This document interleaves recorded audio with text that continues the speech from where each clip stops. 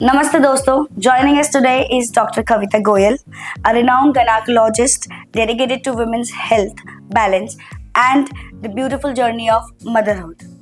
इन्होंने अपनी प्रैक्टिस से काफी महिलाओं को उम्मीद दी है. Thank you very much, Harsha. How are you, ma'am? Wonderful, Harsha. आज हम ये podcast related to women health, wellness and their mental care के बारे में बात करेंगे.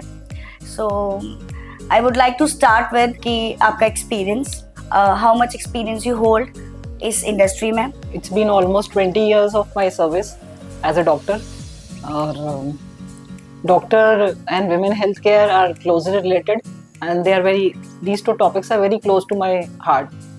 डॉक्टर मुझे हमेशा से था, एक पैशन था डॉक्टर बनने का, और स्पेशली women health care को रिलेटेड तो इट्स लाइक सोने पे सुहागा होना. तो इस 20 साल के एक्सपीरियंस में आपने बहुत सारे डिफरेंट विमेन केसेस देखे होंगे जहां आपको लगा होगा कि यहाँ मेडिसिन काम नहीं की है, यहाँ कोई एक एनर्जी या एक जो मेरा एक्सपीरियंस है वो डायरेक्टली इन्वॉल्व हुआ है. ऐसा कोई केस है आपकी लाइफ टाइम? डेफिनेटली ऐसे बहुत केसेस आते हैं जहाँ पे मेडिसिन काम नहीं करती और जिसको हम प्लेसिबो इफेक्ट भी बोलते हैं, और वहाँ पे हमारी बातें या हमारे कुछ एनर्जी ट्रांसफर, मे बी मेरा उनसे रिलेट होना, मेरा जस्ट उनसे बात करना, उनकी बातें सुनना और उस बात को एक्सेप्ट करना, अंडरस्टैंड करना और समझना, शायद वही चीज़ उनकी हीलिंग में उनको हेल्प करता है.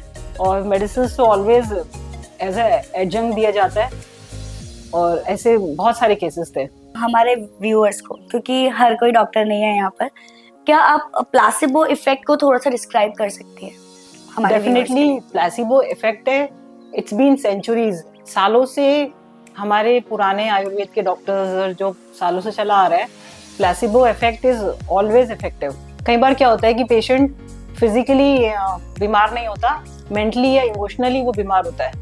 उस समय अगर आप उनकी बातें सुनेंगे, उनको समझ पाएंगे और उस चीज़ को रिजॉल्व करेंगे, तो डेफिनेटली जो भी आप मेडिसिन दे रहे हो वो उसको एज ए प्लेसिबो इफेक्ट आएगी और वो जल्दी हील हो जाएंगे. ओके, सो यू वांट से प्लेसिबो इफेक्ट में थोड़ा सा व्यूअर्स के लिए ब्रेक डाउन कर देती हूँ. प्लेसिबो इफेक्ट में बेसिकली जो ह्यूमन बॉडी है, फीमेल ह्यूमन बॉडी है, वो पर्टिकुलरली फिजिकली हर्ट नहीं होती है बहुत ज़्यादा, बट मेंटली हर्ट होती है, जिसका इफेक्ट उसको कहीं ना कहीं उसके रिप्रोडक्टिव ऑर्गन्स पे जाता है डायरेक्टली. सो इसका हीलिंग प्रोसेस कुछ और होता है. आप ऐसा डेफिनेटली जैसे कि आप जानते हैं कि फीमेल्स में उनका रिप्रोडक्टिव सिस्टम एक हार्मोन से जनरेटेड होता है. जो भी हमारा रिप्रोडक्टिव सिस्टम, मंथली साइकिल्स आ रही है, लेडी का जो पीरियड्स आ रहे हैं, फिर वो they are getting into chance of being pregnant, ये जो साइक्लिकल रिदम चल रही है उनकी बॉडी में, this is all hormone generated. Female body में दो इंपॉर्टेंट हार्मोन्स होते हैं, जैसे कि आप सभी जानते हैं, ईस्ट्रोजन एंड प्रोजेस्टेरोन, और वो गवर्न करते हैं. ब्रेन से उनका डायरेक्ट सिग्नल आता है. अगर लेडी मेंटली, अगर वो फिजिकली नॉर्मल भी है, पर अगर वो मेंटली हर्ट है या इमोशनली अनस्टेबल है, तो वो हार्मोन्स प्रॉपर्ली जनरेट नहीं होंगे. इसीलिए उनकी साइकिल्स डिस्टर्ब हो जाएगी, पीरियड जल्दी आ रहे हैं, पीरियड लेट आ रहे हैं, प्रेग्नेंट नहीं हो रहे वो. This is all emotional unhealed part of the lady.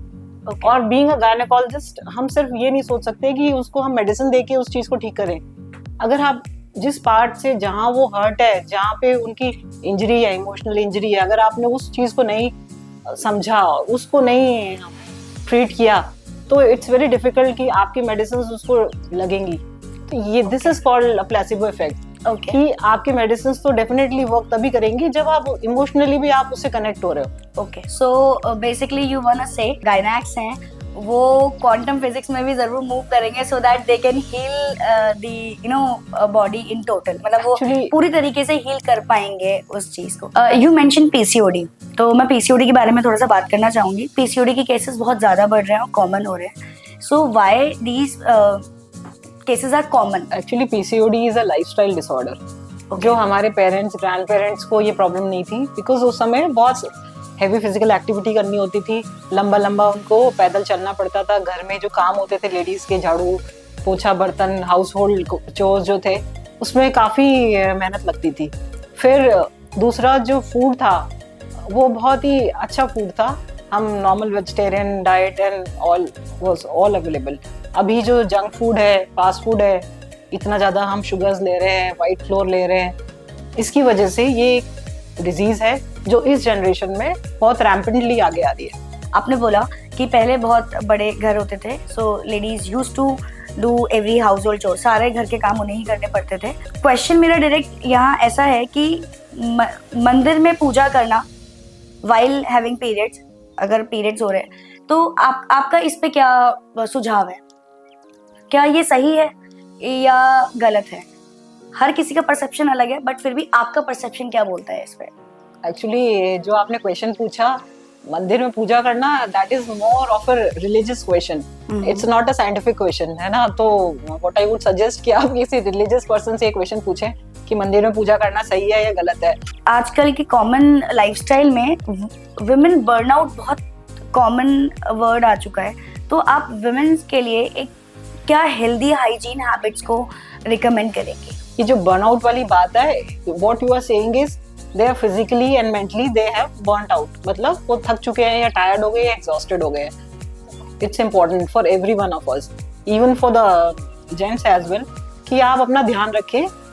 आप डेफिनेटली आप लॉन्ग टायरिंग वर्क कर रहे हैं, आप घर का ध्यान रख रहे हैं, आप फैमिली का ध्यान रख रहे हैं, आप अपने करियर से पे आप पूरी तरह फोकस्ड हैं, तो डेफिनेटली आप एक दिन आप टायर्ड हो जाओगे या बर्न आउट हो जाओगे। तो ज़रूरी है कि आपका एक लेवल ऑफ फिजिकल एक्सरसाइज आप मेंटेन करें, है ना। कुछ भी whatever you are doing, whatever you feel like doing, cycling है, जॉगिंग है, योगा है, मेडिटेशन है, व्हाटएवर यू फील लाइक, या गेम्स खेलना, टेनिस खेलना, जो भी आपको अच्छा लगता है, डांस करना। और this is very important. And diet में ज़रूरी है कि आप कुछ फ्रेश फ्रूट्स, वेजिटेबल्स, एंटीऑक्सीडेंट्स, कुछ विटामिन सी, ये सब आप इंकॉर्पोरेट करें ताकि वो आपको हमेशा एनर्जेटिकली फ्रेश फील कराएं। स्लीप, स्ट्रेस और गैजेट्स, इस एक्सपोजर का फर्टिलिटी रेट पे क्या इम्पैक्ट पड़ रहा है? फर्टिलिटी रेट डेफिनेटली कम हुई है। व्हाट यू से कि stress related to career, stress related to family, stress related to sleep patterns, stress related to gadget का ओवर यूज, तो डेफिनेटली फर्टिलिटी रेट कम हुआ है। एंड स्पेशली अभी जो मैरिजेस हो रही हैं, इट्स ज़्यादातर 30 इयर्स के बाद, इवन 35 के बाद मैरिजेस हो रही हैं, और फिर प्रेगनेंसी का वो प्लान कर रहे हैं और फिर प्रेगनेंसी नहीं हो रही। तो ये सारे फैक्टर्स इफेक्ट कर रहे हैं। सो एज फैक्टर भी डायरेक्टली रिलेट करता है फर्टिलिटी से? डेफिनेटली वुमेन्स में तो बहुत ज़्यादा इम्पोर्टेंट है एज फैक्टर। अगर 20 to 30 के बीच में आप कंसीव करने का प्लान कर रहे हैं तो आपका कंसेप्शन रेट ज़्यादा रहेगा। जैसे ही आप 30 को क्रॉस कर गए, बिटवीन 30 to 35 आपका थोड़ा कम हो जाएगा, और फिर 35 के बाद आपके प्रेग्नेंट होने के चांसेस और कम हो जाते हैं। बिकॉज लेडीज़ के जो एग्स होते हैं, जब वो अपने माँ के गर्भ में थी लेडी, उसी समय उनके एग्स बन चुके होते हैं। और जब उनके पीरियड्स की साइकिल स्टार्ट होती है एट द एज ऑफ 12 और 13, उसी समय एग बढ़ना शुरू हो जाते हैं। और जब तक आप 30-35 तक आते हो, तब तक कितने सारे एग्स निकल चुके होते हैं, रिलीज हो चुके होते हैं, तो वो एग्जॉस्ट हो जाते हैं। बिकॉज एक नंबर ऑफ एग्स, किसी भी लेडी के जो नंबर ऑफ एग्स उनकी जिंदगी में बनने हैं, वो माँ के गर्भ में डिसाइड हो चुके होते हैं कि इतने एग्स बनेंगे उसकी लाइफ में। अगर आप जितना लेट कंसीव करने का प्लान करेंगे, आपके एग्स की क्वांटिटी और उसकी क्वालिटी भी एज के साथ साथ खराब होती जाएगी। सो क्वालिटी डायरेक्टली रिलेट करती है हमारी आने वाली upcoming generation. So womens out there, ladies out there, जिनकी एज 32 से 35 साल के बीच में है, 35 साल से ऊपर हो चुकी है, सो वो ध्यान दें इस टॉपिक पर कि बहुत ज़रूरी है अपने एग्स की क्वालिटी को मेंटेन रखना, फिर बाद में पछताना ना पड़े कि हमारा बच्चा ऐसा क्यों निकला। ऐसा कोई केस जिसमें आपको खुद का जो इंगेजमेंट है वो 100% रहा, बट यू वर लाइक नहीं, अब मुझे 1000% देना पड़ रहा है, इसमें कुछ चेंज किया इस पैशन? डेफिनेटली इतना लंबा करियर में किसी भी डॉक्टर की या किसी भी वर्कर, कोई आर्टिस्ट है, किसी की भी लाइफ में ऐसा टाइम आता है जब उसको ऐसा मोमेंट देखना पड़ता है जो उसके पूरे करियर का पूरा परसेप्शन, उसके जो हमारे जो फिक्स आइडियाज है, बिलीव्स है, व्हाटएवर जो भी है हमारे प्रोफेशन से रिलेटेड या खुद से रिलेटेड, वो बिल्कुल चेंज हो जाते हैं। और लकीली लास्ट ईयर मुझे ऐसा ही पेशेंट मिला, और उससे मिलने के बाद आई जस्ट थॉट कि life is much bigger than what we are thinking it is to be. मतलब एक लेवल ही कुछ अलग ही है लाइफ का। एक लेडी आई मेरे पास, she was a very beautiful and बहुत ही एजुकेटेड और बहुत अच्छी फैमिली की lady, and she came to me. उसको पेन हो रहा था और वो एक सोनोग्राफी लाई, और उस सोनोग्राफी में उनको पता चला कि she is 9 month pregnant. Okay, she is 9 months pregnant. पूरे वो 9 मंथ की प्रेगनेंसी थी और उनको लेबर पेन्स आ रहे थे, इसीलिए उनको पेन हो रहा था। और उस लेडी को इस बात का पता ही नहीं है कि वो प्रेग्नेंट है फर्स्ट तो, और फिर उसको पेन्स आ रहे हैं उसका भी उसको नहीं पता। Was she married? Actually she was not married. Okay. She came to me with the sonography and she came to me कि ऐसे ऐसे है, और she was about to deliver. Okay. तो I have my own clinic and I just send her to a hospital कि आप please जाओ, अब तो आपकी डिलीवरी होने वाली है। It was literally a shocking experience for the whole family. सबके लिए बहुत बड़ा शॉकिंग एक्सपीरियंस था कि किसी एक लेडी को ये नहीं पता कि वो 9 महीने प्रेग्नेंट हो गई है और अब प्रेगनेंसी में उसकी डिलीवरी भी होने वाली है। So वो लाइक फॉर यू वो एक मिरेकल था या फिर वो एक शॉक था? मेरे लिए देखो, कोई प्रेग्नेंट लेडी को देखना, चाहे वो मैरिड हो चाहे अनमैरिड हो, कोई बड़ी बात नहीं है। आए दिन हम ऐसे पेशेंट देखते हैं। मेरे लिए इम्पोर्टेंट बात ये थी, अच्छी खासी she was doing a good job. वो जॉब में रह के 9 महीने उसने प्रेगनेंसी निकाली है और उसको ये नहीं पता कि शी इज प्रेग्नेंट। आप समझ रहे हो, उसका जो स्टेट ऑफ माइंड था वो ऐसा था कि उसको अपनी हेल्थ के बारे में she is not concerned at all. Okay, I just felt कि कोई लेडी इतना कैसे अनअवेयर हो सकती है या अपने बारे, उसको यही नहीं पता कि उसके अंदर एक बच्चा पल रहा है। How can this be possible? ये तो as a gynaecologist what I was feeling. और यही question after she got delivered, तो उसके जो होने वाले जो इन-लॉज है और उसके फैमिली में दोनों साइड के फैमिली मेंबर्स आए उस डिलीवरी के टाइम पे, व्हेन शी गॉट डिलीवर्ड। जो उसके वुड बी इन-लॉज भी आए, इधर से उनका पार्टनर भी आए और उधर से उनके फैमिली मेंबर्स भी आए, और एवरीबॉडी वाज लाइक कि ऐसे कैसे हो सकता है कि किसी लेडी को ये नहीं पता कि वो 9 महीने उसकी प्रेगनेंसी निकल गई। सो हाउ दिस सिनेरियो, ये जो पूरा होल सिनेरियो हुआ, इसने आपकी लाइफ को चेंज कैसे किया? चेंज ऐसे किया कि जैसे मैंने आपको बताया कि मेरे पास बहुत सारी लेडीज आती हैं, चाहे वो मैरिड हो अनमैरिड, जैसे मैंने आपको बताया प्रेगनेंसी पर, उनको सबको पता होता है कि दे आर प्रेग्नेंट, है ना, उनको पता है, they are aware of your body, they are aware of their state of mind. पर this lady so educated, so intelligent, और उनको नहीं मालूम कि उनकी प्रेगनेंसी निकल गई है 9 मंथ की end she is going to deliver. तो इट्स अ शॉकिंग स्टेट कि कोई इतना लेवल अपना इतना कैसे अनअवेयर हो सकता है अपनी बॉडी को लेके। पेशेंट उनके जब डिलीवर होने के बाद, जब उसके वुड बी इन लॉ उनके पार्टनर मेरे पास आए और उन्होंने ये मुझसे क्वेश्चन पूछा कि क्या सच्ची वो लेडी को पता नहीं था या वो झूठ बोल रही है। ओके, है ना। तो जो मैंने फील किया उस लेडी के लिए कि actually she was not aware, उसको नहीं पता था कि वो प्रेग्नेंट है। वो मुझे उसको फील हो गया था, आई जस्ट फेल्ट कि उसको नहीं मालूम कि वो प्रेग्नेंट है। उसने कभी भी झूठ नहीं बोला कि she was not carrying a pregnancy. वो उसके पार्ट से she was true in that. अब उसके वुड बी इन-लॉज और जो उसका पार्टनर है, they were not ready to accept this. उनको लग रहा था वो उसको बेवकूफ बना रही है। तो व्हाट आई वांट टू से कि सोसाइटी, फैमिली, ये इतना इम्पोर्टेंट नहीं होना चाहिए, है ना। किसी लेडी को इस लेवल तक उसकी अनअवेयरनेस अपनी बॉडी को लेकर नहीं होनी चाहिए बेसिकली। हाँ, बेसिकली सोसाइटी और फैमिली हमारे सपोर्ट के लिए बनी है ना, हर चीज हमारे लिए बनी है। अगर हमारी फैमिली, हमारी सोसाइटी हमें उस लेवल का सपोर्ट नहीं दे रही, उस लेवल की उनमें इमोशनल मैच्योरिटी नहीं है उस चीज को एक्सेप्ट करने की, तो how would these ladies, where would these women go? Right, है ना, ये कहाँ जाएंगे? वी शुड, हमारी लेवल ऑफ इमोशनल मैच्योरिटी, हमारी सोसाइटी की, हमारे लोगों को उस लेवल ऑफ मैच्योरिटी होनी चाहिए कि women को they should take it as they are. I guess awareness अब मैम ज्यादा बढ़ रही है पहले से। Womens are more open nowadays. पहले इतना वो खुला महसूस नहीं करती थी अपने घर वालों के बीच, क्योंकि उनकी आवाज़ को दबाया जाता था। अब विमेन की आवाज़ कैमरा तक भी पहुंच जाती है, राइट? डेफिनेटली। जो आज हम अवेयरनेस फैलाने की कोशिश कर रहे हैं। क्या रेगुलर गायनेक चेकअप हैबिट डाल लेना लड़कियों के लिए जरूरी है आज के दिनों में? डेफिनेटली। जब आप इतना करियर ओरिएंटेड हो, आप इतने एजुकेटेड हो, आप फाइनेंशियली इंडिपेंडेंट हो, तो definitely you should look, you should be caring for your body as well, है ना। You should take care of your health as well, क्योंकि यू नेवर नो आप कहाँ पे लैंड करेंगे।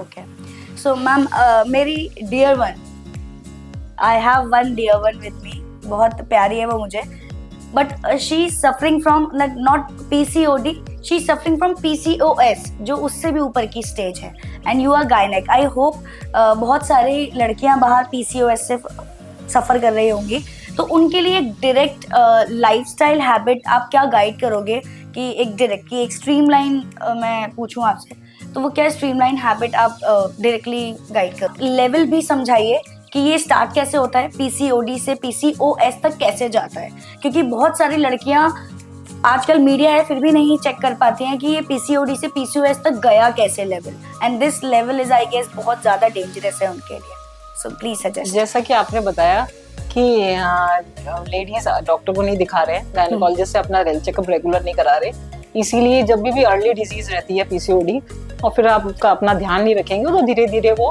PCOS में चला जाएगा।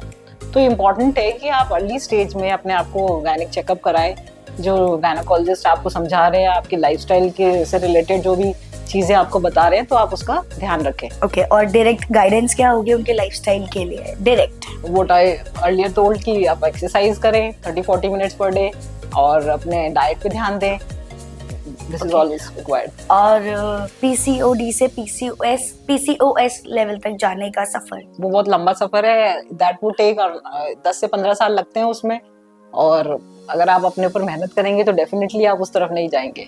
मैम जैसे हमने अभी PCOD के बारे में बात किया, तो PCOD is directly related to periods, तो मैं आपसे पूछना चाहूंगी, आज भी लोग पीरियड्स के बारे में बात करने से शर्माते हैं। शर्मा नहीं रही होगी, basically they are not aware what you mean to say, I just felt that जो यंगर जनरेशन है शायद वो बहुत ज्यादा अपने हेल्थ को लेके इतनी ध्यान नहीं दे रही है, उनको बहुत ज्यादा उससे फर्क नहीं पड़ता पीरियड 2 महीने में आ रहे हैं, 3 महीने में आ रहे हैं, कैसे आ रहे हैं, अनलेस एंड अनटिल उनकी मदर्स, उनके घर वाले उनको उस चीज के बारे में अवेयर कराए। ओके, तो अवेयरनेस मतलब ओपननेस बहुत जरूरी है। ओके, आई गेस लोगों तक ये पहुंचना चाहिए, क्या सच में पीरियड्स ब्लड जो होता है वो इम्प्योर ब्लड होता है, मतलब बॉडी में से जो वो कलेक्ट हो रहा है हमारी बॉडी में, दैट इज इम्प्योर? मतलब नथिंग इज इम्प्योर, ये हो ही नहीं सकता कि कुछ इम्प्योरिटी हो लेडी की बॉडी में।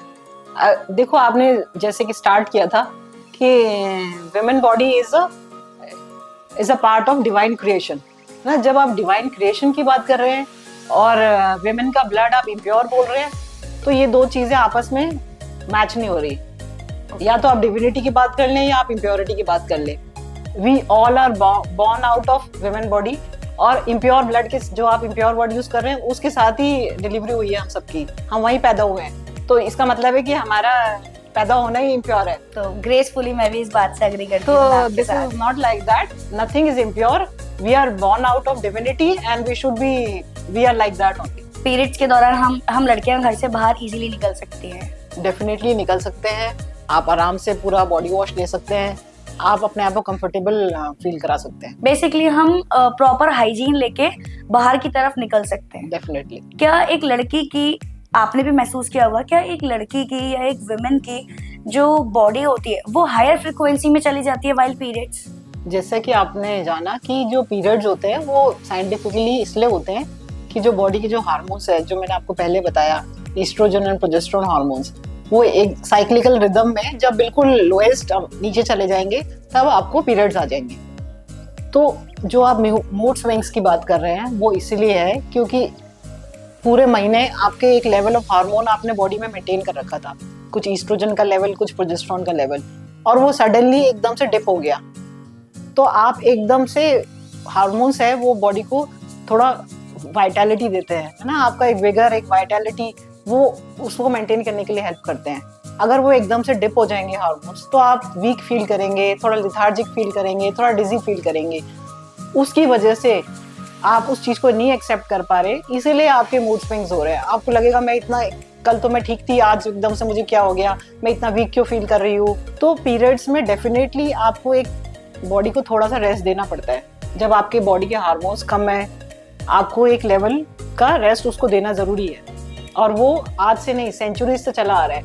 जब पुरानी हमारी लेडीज घर पे काम करती थी तो उनको उस समय रेस्ट दिया जाता था, उनको किचन वर्क नहीं दिया जाता था, उनको बोला जाता था आप थोड़ा कम काम करें, थोड़ा रेस्ट ज्यादा करें। जैसे कि आजकल की लड़कियां मदरहुड अवॉइड करने के चक्कर में अनवांटेड 72 जैसी कॉन्ट्रासेप्टिव पिल्स ले रही है, क्या ये सुरक्षित है? जो आप पिल्स की बात कर रहे हैं वो एक इमरजेंसी कॉन्ट्रासेप्शन में काम आता है ना।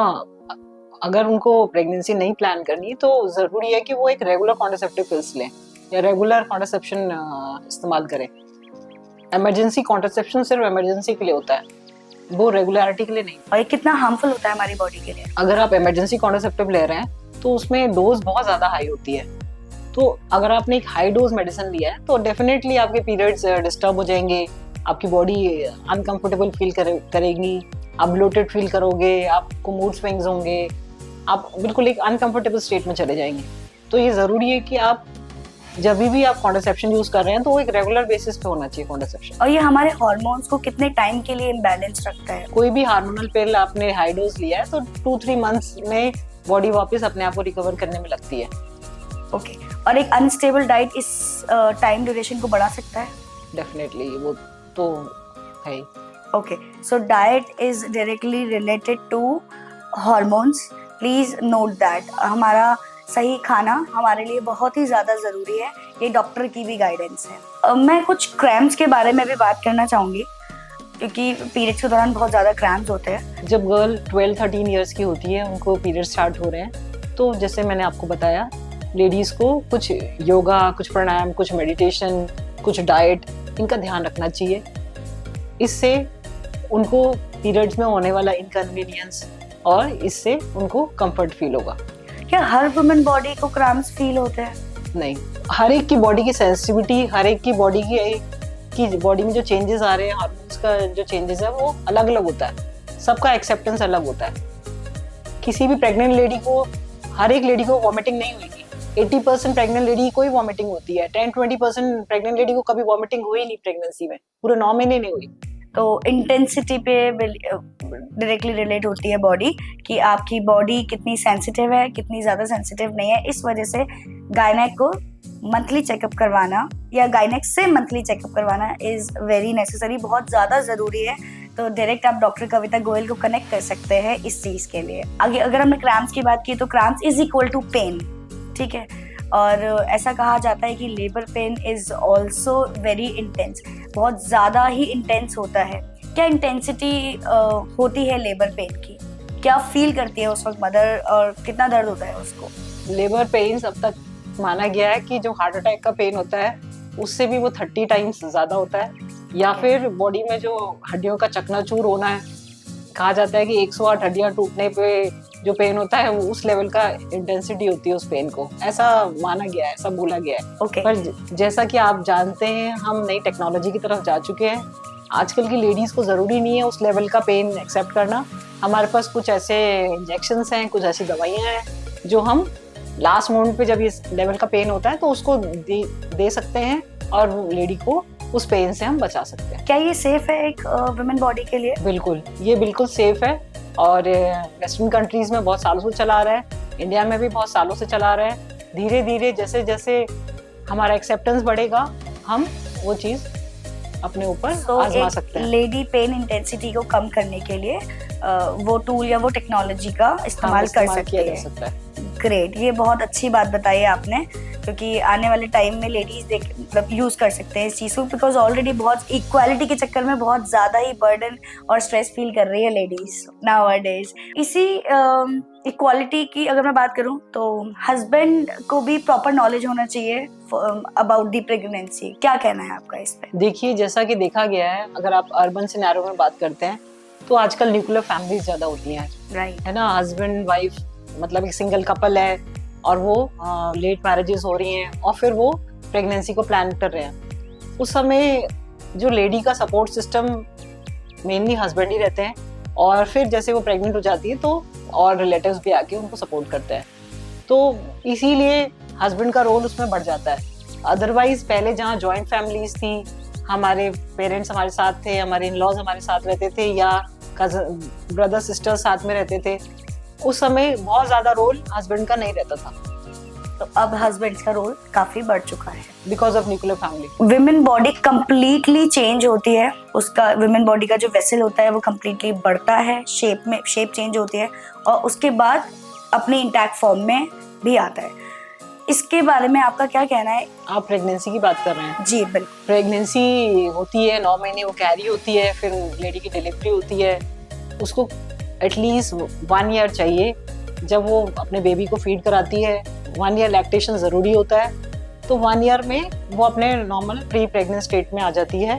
वो अपने बॉडी वेट में या अपनी हेल्थ को रिटेन कर सकते हैं। उसके लिए ज़रूरी है कि आप कुछ वापस वही कि कुछ एक्सरसाइजेस करें, कुछ डाइट पे ध्यान दें, तो आप अपने प्री प्रेग्नेंट स्टेट में आ सकते हैं। ओके, जैसे कि आपने लैक्टेशन की बात की, बहुत सारी वुमेन लैक्टेशन जो पीरियड होता है वो इंजॉय नहीं कर पाती, क्योंकि मुझे लगता है कि लैक्टेशन पीरियड इज फॉर 30% ये इंजॉयमेंट के लिए भी होता है। क्यों? क्योंकि पहली बार वुमेन मदरहुड एक्सपीरियंस करती है, उसके बाद अपना न्यूट्रिशन अपनी बेबी को ट्रांसफर करती है। सो ये न्यूट्रिशन एक बेबी के लिए कितना ज़्यादा इम्पोर्टेंट है? बेबी के लिए मदर्स मील बहुत ज़्यादा इम्पोर्टेंट है। आजकल ये बोला गया है कि इवन जो पीडियाट्रिशियन है, उनकी जो बच्चे वाले डॉक्टर जो है, उनकी गाइडलाइंस ये है कि बच्चे को 6 महीने तक सिर्फ माँ का दूध ही पिलाना होता है, ऊपर से कोई पानी या और कोई चीज़ उस बच्चे को नहीं देनी होती। मदर्स मिल्क कंप्लीट फूड होता है बेबी के लिए, छोटे बच्चे के लिए। उसमें बहुत सारे एंटीबॉडीज होते हैं, उसमें सारा न्यूट्रिशन बेबी को मिलता है। जब बेबी 6 मंथ्स का हो जाता है, उसके बाद ही बेबी को टॉप फीड हम धीरे धीरे स्टार्ट करना शुरू करते हैं। 6 महीने तक स्ट्रेट आप बेबी को पानी भी मत दीजिए, सिर्फ मदर मिल्क ही उसके लिए इनफ है, उसकी बॉडी की न्यूट्रिशन के लिए एंड ग्रोथ के लिए। परफेक्ट, ये बहुत अच्छी बात बताई आपने। आफ्टर प्रेगनेंसी काफ़ी वुमेन डिप्रेशन का शिकार हो जाती है आजकल, इसके पीछे क्या रीज़न है? आप कहना चाह रहे हैं कि डिलीवरी के बाद बहुत सारी लेडीज डिप्रेशन में चली जाती हैं, जिसको हम पोस्टमार्टम डिप्रेशन भी बोलते हैं। ओके। एक्चुअली क्या होता है, जैसे ही मदर की डिलीवरी होती है, बॉडी में कुछ हार्मोन्स के चेंजेस होते हैं, और जैसा कि मैंने बताया कि अभी बहुत न्यूक्लियर फैमिलीज में बेबीज आ रहे हैं, उस समय बहुत सपोर्ट सिस्टम नहीं है, और बहुत ज़्यादा चेंजेस मदर के लिए इमोशनली भी, और टायरिंग वर्क हो जाता है बेबी को एक्सेप्ट करना, उसको बार बार फीड कराना, और इससे बहुत सारी लेडीज़ अफेक्टेड हो जाती है। उनको ऐसा फील होता है कि सपोर्ट सिस्टम प्रॉपर नहीं है और वो उस चीज़ को एक्सेप्ट नहीं कर पा रहे, इसलिए बहुत लेडीज़ डिप्रेशन में चले जाते हैं। तो डिप्रेशन का डायरेक्ट इम्पैक्ट जो पड़ता है वो हार्मोन्स की वजह से पड़ता है, यहाँ एक्सपेक्टेशंस रोल प्ले नहीं करती? नहीं, दोनों ही प्ले करते हैं। मेरा ऐसा मानना है कि हार्मोन से आपकी बॉडी में चेंजेस आ रहे हैं, पर उसकी वजह से जो आप वीक फील कर रहे हैं, टायर्ड फील कर रहे हैं, और जो फिर आप सपोर्ट एक्सपेक्ट कर रहे हैं अपने फैमिली मेम्बर से, अपने घर वालों से, आपके हस्बैंड से, आपको अगर वो सपोर्ट नहीं मिलेगा उस समय, तो फिर आप इनएडिक्वेट फील करते हैं और उससे फिर आप डिप्रेशन में चले जाते हैं। तो प्रेगनेंसी एक वुमेन की पूरी लाइफ टाइम में एक ऐसा स्टेज होता है जहाँ हार्मोन सबसे ज़्यादा रिग्रेस होता है, मतलब सबसे ज़्यादा उनका अलाइनमेंट बिगड़ा हुआ होता है। तो वुमेन को सपोर्ट की बहुत ज़्यादा ज़रूरत है ड्यूरिंग प्रेगनेंसी। ऐसा अलाइनमेंट बिगड़ा हुआ नहीं होता, वो एक नया अलाइनमेंट होता है। ओके। जो आपकी जो पूरे पीरियड्स के स्टार्ट होना, जैसे मीनार बोलते हैं, वहां से लेकर जहां तक आप प्रेग्नेंट हुए हो, उस दौरान जो आपकी लाइफस्टाइल चल रही है, जो आपका मेंटल स्टेट चल रहा है, जो आपकी एक फ्रीक्वेंसी चल रही है, प्रेगनेंसी में वो बिल्कुल चेंज हो जाती है। उस समय आपका एक नया स्टेट बन जाता है बॉडी का, एक नई फ्रीक्वेंसी में होते हो आप, एक बॉडी में नया अलाइनमेंट होती है। अगर आप उस चीज़ को उधर एक्सेप्ट कर लोगे तो आप उसमें खुश रहोगे, आप उसमें अपनी हैप्पीनेस फील करेंगे, आप कंफर्टेबल रहेंगे अपने बॉडी को लेकर, अपने हार्मोन्स को लेके, एवरीथिंग, हर चीज़ आपके लिए सही है। पर अगर आप उसको नहीं एक्सेप्ट कर पा रहे उस चीज़ को, तो फिर आप इनकन्वीनियंस फील करोगे। तो इसको हम एक अच्छा गुड चेंज बोल सकते हैं। डेफिनेटली प्रेगनेंसी होना, डिलीवरी होना, लैक्टेशन होना, ये अच्छी चीज़ है मदर के लिए, उनकी बॉडी के लिए, उनकी इमोशनल्स के लिए। हमेशा से प्रकृति ने ये चीज़ें बनाई हैं मदर के लिए, उनकी, इससे मदर का, लेडी का इवॉल्वमेंट होता है ना। आप एक हमेशा से आप एक ही बॉडी को लेके नहीं चल सकते। अगर प्रेगनेंसी स्टेट बनाई है तो आपको उसमें भी निकलना चाहिए। Okay, great, good to know this. जैसे प्रेगनेंसी की बात कर रहे थे, pregnancy comes through sex, sex के बिना प्रेगनेंसी नहीं आ सकती, तो एक सेफ सेक्स बहुत ज़्यादा ज़रूरी है। तो आप व्यूअर्स को क्या गाइडेंस देना चाहेंगे फॉर सेफ सेक्स? जैसा कि मैंने आपको बताया कि अगर आप कुछ कॉन्ट्रासेप्शंस यूज कर रहे हैं तो आप वो रेगुलर बेसिस पे यूज करें, और सेक्सुअल ट्रांसमिटेड इन्फेक्शंस नहीं हो उसके लिए भी आप कुछ कॉन्ट्रासेप्शंस यूज करें। बैरियर कॉन्ट्रासेप्टिव सबसे अच्छा मेथड है। यही जरूरी है कि अगर आप सेक्सुअलिटी की तरफ जा रहे हैं तो कॉन्ट्रासेप्टिव मेथड्स का जो चॉइस है वो एक अच्छा चॉइस होना चाहिए, ताकि आपको बाद में रिग्रेट नहीं हो और उसकी वजह से आप किसी इन्फेक्शंस में या किसी प्रॉब्लम में लैंड अप नहीं हो। बेटर वेजाइनल हेल्थ के लिए कितना फ्रीक्वेंट सेक्स रिकमेंड करती है जस्ट एक वुमेन को? Because it's a very common now a days कि जब न्यूक्लियर फैमिली है तो लोगों के पास स्पेस है, इंडिपेंडेंसी है, प्राइवेसी है, बट स्टिल लड़कियों को अपनी वेजाइनल हेल्थ का भी ध्यान रखना चाहिए। इट्स इम्पोर्टेंट कि आपका सिंगल पार्टनर होना चाहिए। इम्पोर्टेंट बात ये है। दूसरा, ये सबका अलग रहता है। आपकी बॉडी जिस लेवल का एक्सेप्टेंस है आप उस लेवल की आप मेंटेन कर सकते हैं। तो सिंगल पार्टनर वेजाइनल हेल्थ के लिए ज़्यादा फ्रूटफुल रहता है। Definitely for your body. अगर सिंगल पार्टनर रहेगा तो आपको इन्फेक्शन होने के चांसेस कम रहेंगे, आपकी सेक्सुअलिटी भी मेंटेन रहेगी। मल्टीपल पार्टनर्स में आपकी सेक्सुअलिटी बढ़ जाएगी तो आपके डेफिनेटली इन्फेक्शंस होने के चांसेस और इश्यूज बढ़ते जाएंगे। ओके, तो सेक्सुअल हेल्थ हमारी मेंटल हेल्थ पे को डायरेक्ट वो करती है, प्रोपोर्शनल होती है इसके। एवरीथिंग इज रिलेटेड, आपकी बॉडी, आपकी मेंटल हेल्थ। ओके, सो ये कितना इम्पैक्टफुल है? सेक्सुअल हेल्थ मेंटल हेल्थ से कितना ज़्यादा रिलेटेड है? 100% रिलेटेड है। 100% रिलेटेड है। हर चीज जो अगर हमारी बॉडी पे कुछ चेंजेस आएंगे तो डेफिनेटली आपकी मेंटल हेल्थ में चेंज आएगा उससे। बहुत सारी वुमेन कॉपर टीज यूज करती हैं to avoid pregnancy. Is it safe? Because एक न्यूज मैंने सुनी थी कि baby born with that copper T अपने हाथ में, तो क्या कॉपर टी वुमेन की हेल्थ के लिए भी सेफ है? हाँ बिल्कुल, कॉपर टी बहुत ही अच्छा कॉन्ट्रासेप्टिव चॉइस है। जिनके ऑलरेडी बेबीज हैं हम उन्हीं को सजेस्ट करते हैं, और this is a very good form of contraception. और वो जो न्यूज आप बता रहे हैं वो इट्स जस्ट ऐसे मजाक बनाया गया है। ऐसा नहीं होता कि इट्स बॉर्न विद हैंड में कॉपर टी हो, वो एक मजाक की बात है। Okay, after copper T women को अपने लोअर पार्ट के पे भी थोड़ा सा ध्यान देना चाहिए कि उसको बहुत ज्यादा फिजिकल एक्सरसाइज नहीं करनी चाहिए। इफ दे हैड उसका अलाइनमेंट चेंज हो जाए, ऐसा कुछ भी नहीं। Nothing like that. Everything is myth. Whatever contraceptive you are accepting, आप अपने बॉडी के लिए आपने जो भी कॉन्ट्रासेप्टिव चॉइस करा है वो आपके फिजिकल एक्टिविटी, आपके किसी चीज में वो आपको बीच में इंटरवेन नहीं करता। आपको क्या लगता है कि ड्यूरिंग डिलीवरी कौन सबसे ज्यादा प्रेशर में रहता है और कौन सबसे ज्यादा प्रेशर फील करता है, द डॉक्टर और द खुद पेशेंट? व्हाट आई फील, जो मैं सोचती हूँ कि पेशेंट भी उतना ही प्रेशर में है और डॉक्टर भी उतना ही प्रेशर में है। पेशेंट को ये प्रेशर है कि वो 9 मंथ उसने प्रेगनेंसी कैरी करी है और अब सब अच्छे से हो जाए और वो इस प्रेगनेंसी से कंफर्टेबली बाहर आ जाए और बेबी डिलीवर हो जाए।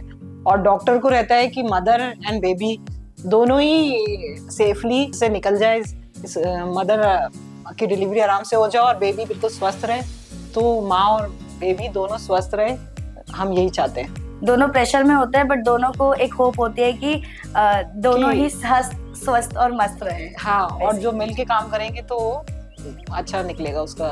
ओके, मैं चाहती तो नहीं हूँ कि ये पॉडकास्ट हमारी बातें एंड हो, because it's a very good topic and you are the correct person. आप सही पर्सन है जिनसे मैं ये सारी अपनी क्यूरियोसिटी शेयर कर रही हूँ या पूछ रही हूँ।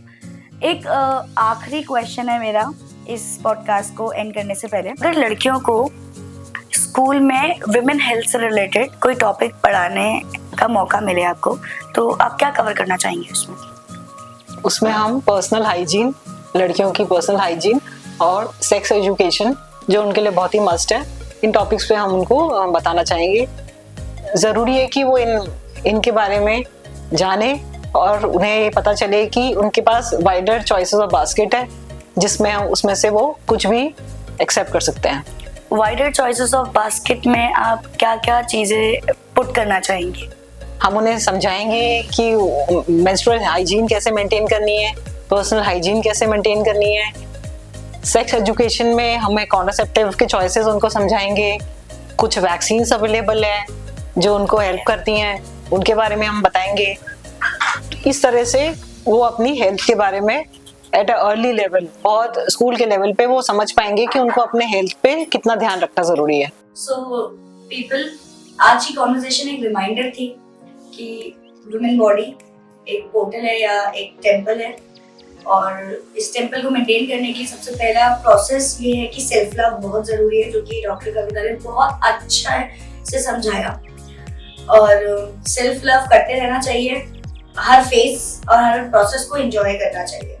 तो हमारी बातों से अगर कुछ आपको बेटर समझ में आया हो और आपको गाइडेंस की जरूरत हो, तो नीचे स्क्रीन पर नंबर अवेलेबल है for appointments, for faithful appointments, जरूर कंसल्ट करिए। सो बने रहिए हमारे साथ for next podcast. Next podcast तभी बनेगा जब आपके कमेंट्स, आपकी बातें, आपके कुछ क्यूरियस क्वेश्चंस हमारे कमेंट बॉक्स तक आएंगे। तो डू कमेंट, अपना सुझाव भी दीजिए इस पॉडकास्ट के लिए और अपने क्वेश्चंस भी करिए, और बने रहिए यूट्यूब पे डॉक्टर कविता गोयल के साथ हमारे साथ।